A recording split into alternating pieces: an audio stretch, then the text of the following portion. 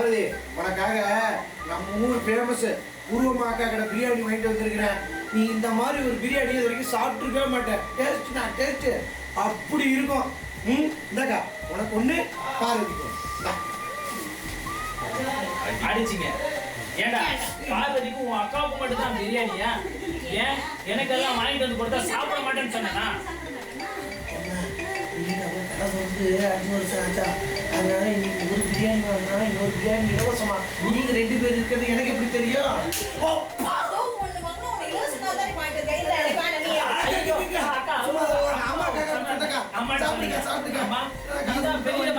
சாப்பிட மாட்டீங்க. வீட்டுல இருக்கிற சாப்பாடு வேஸ்டா சமைக்க போறேன். நீ திடீர்னு பிரியாணி கேப்ப எனக்கு எப்படிமா தெரியும்? எனக்கு எப்படிமா தெரியும்? சரிம்மா சரி பசிக்குது, சாப்பாடு எடுத்து வை.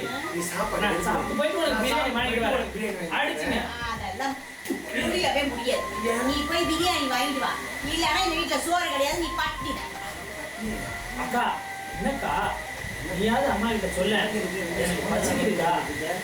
எனக்கு பயங்கரமா பசிக்குதுக்கா. ஏக்கா ரொம்ப நேரமா நின்று இந்த பிரியாணி வாங்கிட்டு வந்துருக்காங்க, கொலை பசியா இருக்கேன். அதே பசி தானே எனக்கு இருக்கு. எனக்கு சம்மந்தம் இல்ல, நீயாச்சு அம்மாவாச்சு, எனக்கு பசிக்குது, நான் சாப்பிட போறேன்.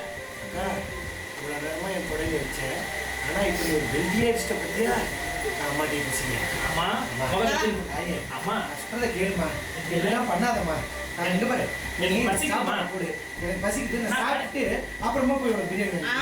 நீ சாப்பிட்டு காலைக்கு போய் பிரியாணி வாங்கிட்டு வரட்டு நான் என்ன பட்டினியா இருக்கணுமா? அதெல்லாம் முடியாது. அதானே பார்த்தேன். மீனாட்சியை பெத்தவளாச்சே, மீனாட்சியை பிடிவாதத்தை சமாளிக்க முடியுமா? பிடிவாதத்தை சமாளிக்க முடியுமா? போய் வாங்கிட்டு வரேன். நான் போய் பிரியாணியை வாங்கிக்க போறேன்.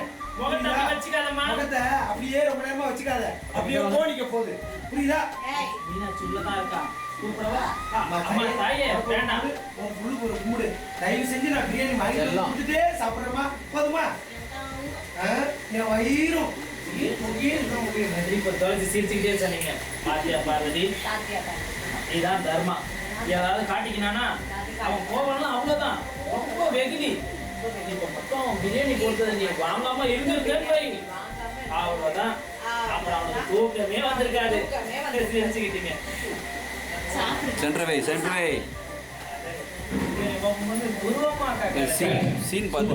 இந்த வீடியோ உங்களுக்கு பிடிச்சிருந்தா சரிகமா டைஸ் டிவி ஷோஸ் தமிழுக்கு லைக் பண்ணுங்க, ஷேர் பண்ணுங்க, சப்ஸ்கிரைப் பண்ணுங்க.